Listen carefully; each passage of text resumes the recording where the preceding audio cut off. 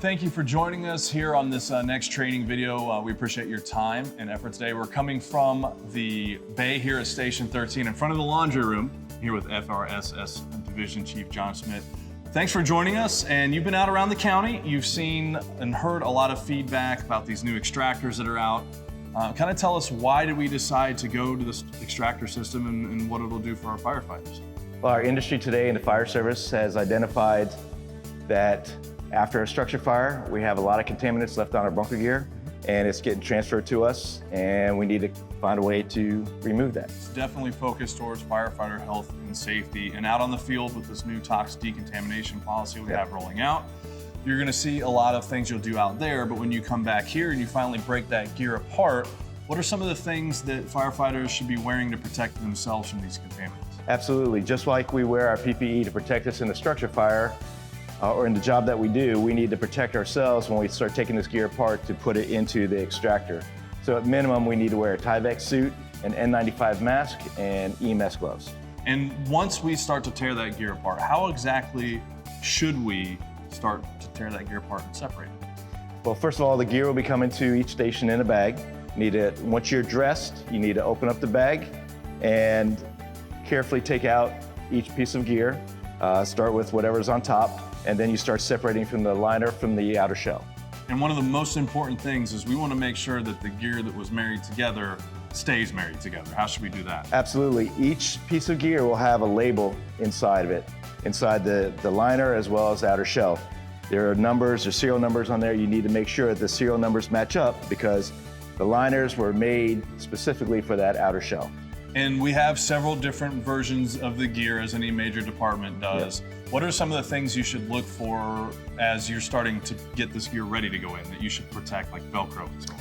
It's important to understand that Velcro will tear the gear apart.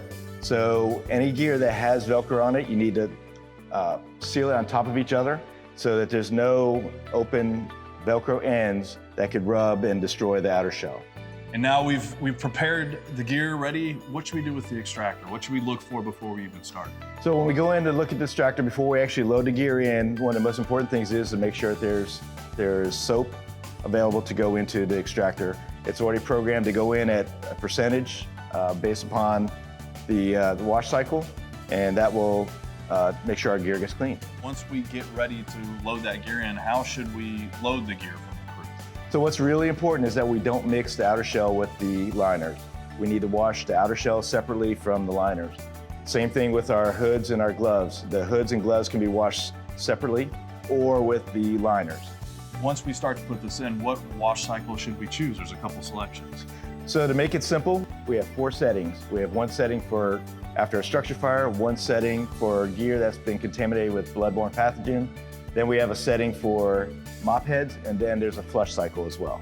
So pretty much everything you need, it'll be hanging right there. You just match what's on that right over. And so once this gear goes through the wash cycle and we take it out, the next step is to dry the gear. And there's a little bit of tricks to that. Kind of tell me what you should do. So it's really important that we put the gear in a dry room, a room that's free from contaminants. So you don't want to just necessarily put it out in the bays, although we may have some stations where that may be the only option.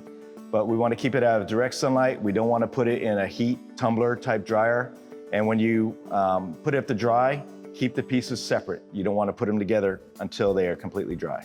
And with this extractor system, the gear goes through a lot, and it's pulled apart, and so we should probably inspect that afterwards, right? Absolutely. So after the gear is dry and we want to put it back together, it's really important that you take a moment to inspect the gear, look at it, make sure there's no tears, rips, or abrasions.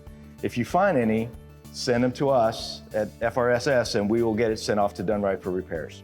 Chief Schmidt, thank you so much for the time today. We appreciate all you guys, and we hope that this keeps you healthy and safe in the future. If there's any questions, you can email them in, and make sure you check that APP manual for everything that you need to know for on-scene decontamination as well as this extractor. Thank you for joining us.